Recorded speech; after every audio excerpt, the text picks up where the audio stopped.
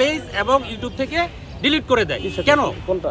ব্যক্তি তো দূরের কথা, মানে সংবাদপত্রের স্বাধীনতা নাই, যমুনার মতো একটা টেলিভিশনের স্বাধীনতা নাই, যারা 24 আন্দোলনের সবচেয়ে ভালো ভূমিকা পালন করছে, যাদেরকে আমরা মাথায় তুলে রাখছি।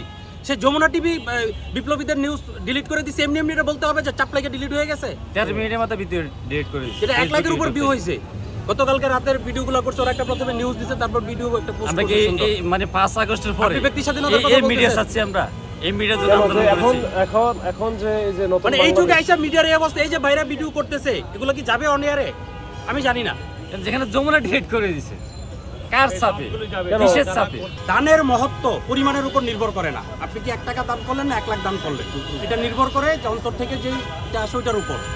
তো যে আন্দোলনের সংখ্যা দিয়ে আন্দোলন হয় না, সংখ্যা দিয়ে বিপ্লব হয় না। ন্যারেটিভ কি সঠিক জায়গায় আছে কিনা, এখানে কিন্তু কেউ এটার উপর ডিপেন্ড করবে। এই প্রশ্ন কিন্তু এখানে কেউ করেও না, আমিও করি না। না আমাদের সংখ্যা আপনারা খুব হাসলেন, খুব ভালো লাগছে।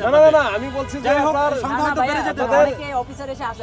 না আমি বলছি কিন্তু যে আপনাদের হচ্ছে এই ট্রাফিক নিয়ন্ত্রণের জন্য আমার কিছু ভলান্টিয়ার লাগবে।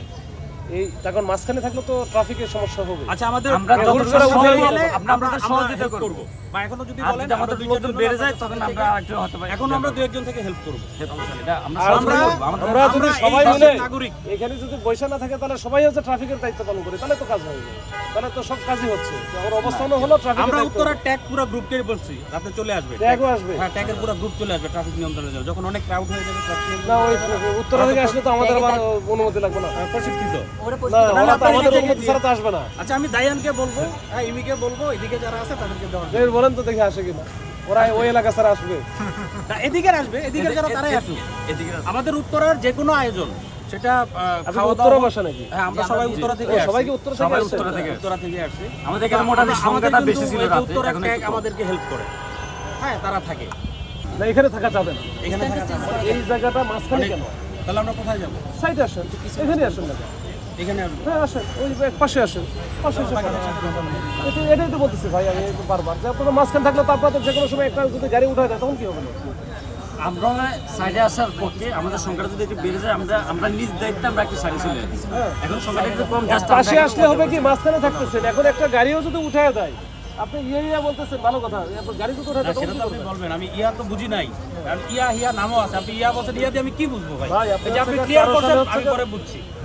আচ্ছা বুঝাই বললে তো বুঝি ভাই, রাগ করেন কেন? বুঝাই কোন আমরা তাহলে একটু পিছনে রিয়েলিটি এটা চোখের সামনে আজকে সকালবেলা করছে। আমরা যে বাক স্বাধীনতার যে আমি আন্দোলন দেখাই আপনাদের, দেখাইতে পারি। আচ্ছা যাক, এখন ওইটা ওইদিকে না যায় আমি জানি না ওখানে কি হয়েছে, যেহেতু বিশেষ সম্পর্কে জানা নাই। এটা যেটা বললাম এটা একটু ভাই একটু কথা আমরা আমাদের হাতে সর্বোচ্চ যে একটা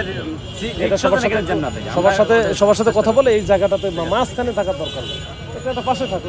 আমরা সবার সাথে কথা বলে আমরা ওটা ঠিক আছে, আমরা সাধারণ গ্রহণ করলাম, চেষ্টা করি।